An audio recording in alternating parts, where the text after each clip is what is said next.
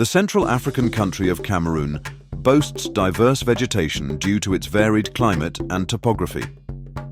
The southern part of Cameroon is primarily covered by dense equatorial rainforests, characterized by towering trees, lush undergrowth, and high rainfall throughout the year.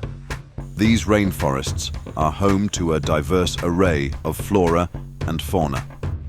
The northern regions of Cameroon are typically savanna landscapes, which feature a mix of grasslands and scattered trees. This vegetation type is adapted to a semi-arid climate with distinct wet and dry seasons. An ecotone is a transition area between two biological communities, where two communities meet and integrate. This term describes the gallery forests along rivers and streams in savanna regions across central Cameroon. Gallery forests consist of trees and shrubs lining watercourses, providing essential habitats and corridors for wildlife movement.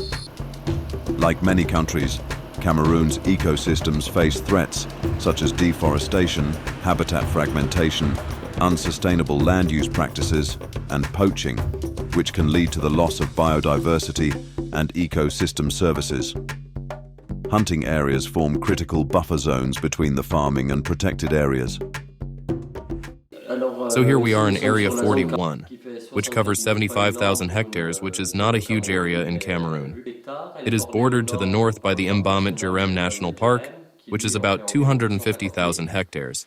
It is inaccessible because no trails have been opened up inside, making it a very large reserve for animals. To the south, it is also bordered by a large forest area, which, however, is exploited.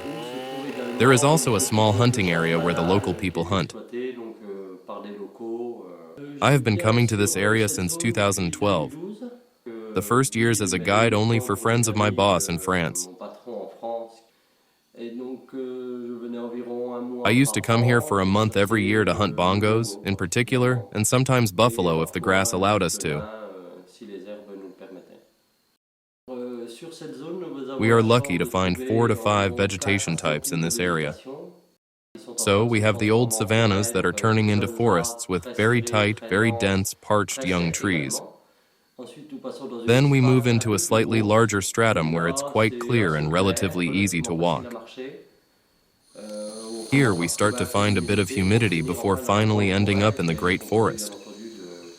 Of course, it is made up of centuries-old trees, even older than that. And it is covered in many streams and small rivers. This allows animals to have water throughout the year.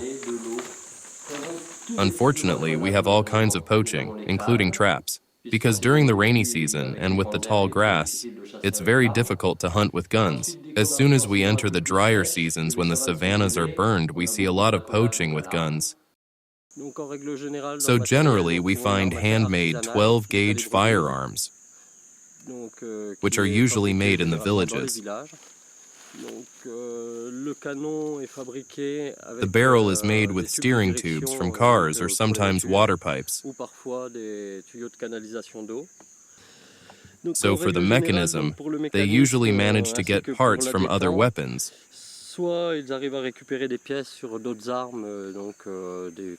Normally European hunting rifles, or they make the mechanism themselves from scavenged parts.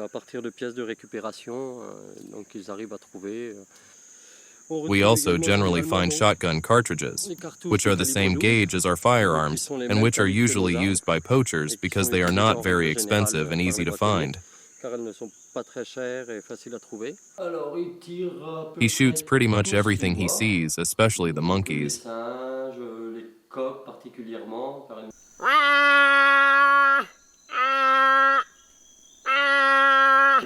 They call all kinds of duikers at night. At night, they come very well to the call, so it's very easy for them to take some. Then, as for the larger animals, they take very few of them. The buffalo is dangerous. Bongo is harder to find. And they also have the problem of cutting up and bringing back the meat, which is heavy. You have to bring everything back at once since you might get caught. So, he prefers to shoot several small animals quickly and return to the village quickly. It's easier for him. They never use dogs because it's too complicated for them, for one. It's very dangerous to walk with dogs because they know they can be easily spotted. Besides, the only animal that can be hunted by dogs is the bongo. There's a mystical aspect to this animal that makes many people afraid to poach it. Also, they try to be very discreet, because if they come with 5, 6, or 7 dogs, they will obviously be easily spotted. They could lose their dogs, so they don't take that risk. Safari hunting in this area is very specialized, as there are only a few species that a hunter will come for, like the forest buffalo, the bongo, and various species of duikers. Without the revenue from safari hunting, there would be no anti-poaching operations, and poachers would quickly wipe out the wildlife.